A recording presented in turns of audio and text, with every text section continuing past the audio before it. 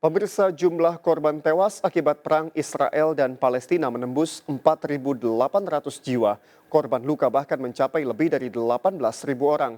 Selain memblokade pasokan listrik, air, pangan, dan bahan bakar, Israel bahkan menjatuhkan lebih dari 1.200 ton amunisi bom ke Gaza, Palestina. Ini mengakibatkan warga Gaza dihadapkan pada krisis kemanusiaan yang semakin buruk. Lalu bagaimana MUI dan pemerintah merespon hal ini? Laporan selengkapnya kami sajikan dalam laporan khas Vloganza.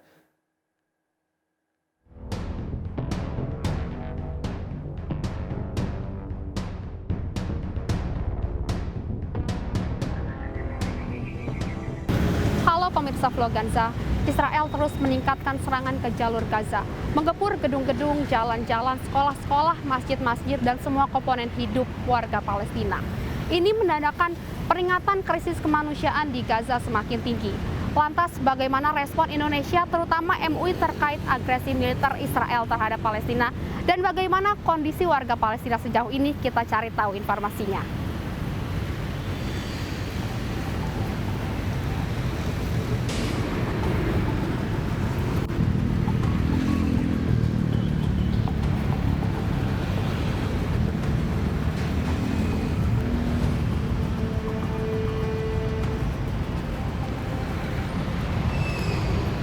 Israel telah memutuskan pasokan air minum, bahan bakar, dan juga listrik yang dapat mengakibatkan krisis kemanusiaan di jalur Gaza.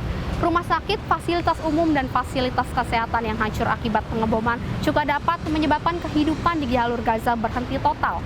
Israel juga dapat mengakibatkan tim medis dan juga sistem kesehatan di Gaza bekerja secara kritis dan tidak aman.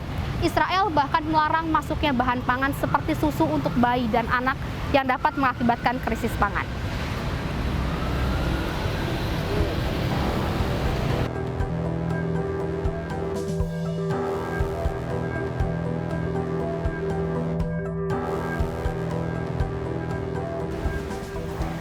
Tak hanya itu, serangan pendudukan Israel yang menggempur jalur Gaza tanpa mengindahkan hak-hak sipil warga Palestina dapat mengakibatkan krisis kemanusiaan di jalur Gaza semakin meningkat.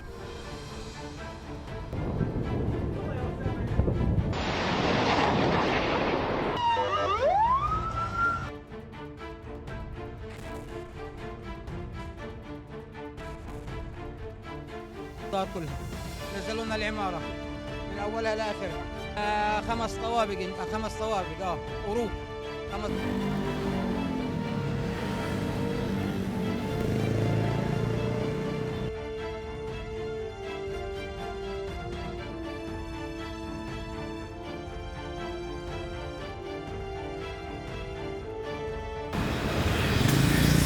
Hamas terhadap Israel pada 7 Oktober 2023 adalah bentuk reaksi akibat perbuatan sewenang-wenang otoritas Israel yang telah mencaplok wilayah Palestina selama bertahun-tahun. Lalu bagaimana respon MUI terhadap ini? Terburuk dalam abad ini. Sebelumnya memang ada krisis kemanusiaan, pembunuhan genosida yang dilakukan misalnya di Myanmar, ya. Tapi ini adalah besar sekali karena menggunakan mesin-mesin canggih.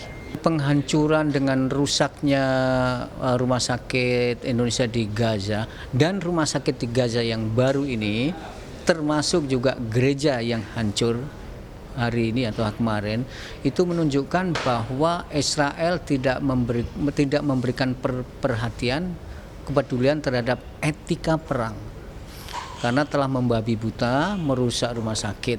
Dan saya sebetulnya berharap pemerintah Indonesia saya kira sudah melakukan kecaman terhadap apa yang dilakukan oleh Israel karena telah merusak rumah sakit. Rumah sakit itulah wilayah yang sangat netral karena ini pusat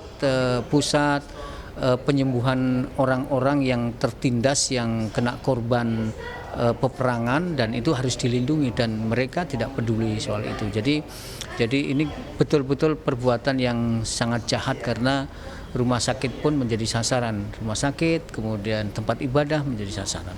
Two state solution itu adalah pasukan Israel harus mundur. Yang kedua, tanah-tanah yang selama ini dikuasai secara ilegal oleh Israel harus dikembalikan. Jadi mengembalikan kedaulatan tanah, tetapi juga politik harus mundur. Tapi penting juga dilakukan langkah-langkah yang lebih konkret, misalnya meyakinkan Mesir untuk memfasilitasi pembukaan blokade itu sehingga masyarakat yang membutuhkan bantuan kemanusiaan itu bisa menikmati. Sudah lebih dari 75 tahun sejak 1948 Israel menjajah Palestina. Bahkan kini 85% wilayah Palestina telah dikuasai Israel.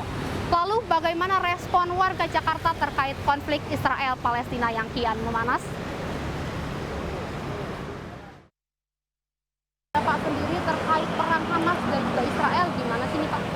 Tanggapan saya sangat prihatin ya, karena dengan adanya perang tersebut terlalu banyak pertumpahan darah. Banyak sekali anak-anak kecil yang kena korbannya, orang-orang tua, semuanya ya. Hamas sendiri sebenarnya melakukan pembelaan atas penyerangan dari pihak Israel. Harapan dan juga tanggapan ke pemerintah Indonesia dan juga hukum internasional melihat warga Palestina sudah memasuki krisis kemanusiaan, Pak? Ya, tanggapan saya kepada pemerintah maupun hukum internasional, mudah-mudahan pemerintah dan hukum internasional tersebut bisa membantu menengahi masalah tersebut, peperangan tersebut, sehingga tidak terjadi lagi pertumpahan darah dan ada penyelesaian yang lebih baik. Ya, kalau kami sebagai masyarakat ya sangat menyayangkan bahwa konflik ini sampai terjadi. Bagaimanapun juga konflik peperangan ini kan berpengaruh terhadap kita semua. Harapannya semoga Indonesia bisa bersisi kemanusiaan ya, membantu saudara-saudara kita di Palestina biar perang ini cepat kelar dan semoga tidak banyak korban kembali yang jatuh di Palestina. Ya semoga secara hukum internasional tersebut sebenarnya sudah bagus dan semoga bisa ditetapkan secepatnya, dibantu dengan pemerintah Indonesia yang menyuarakan di dunia internasional gitu.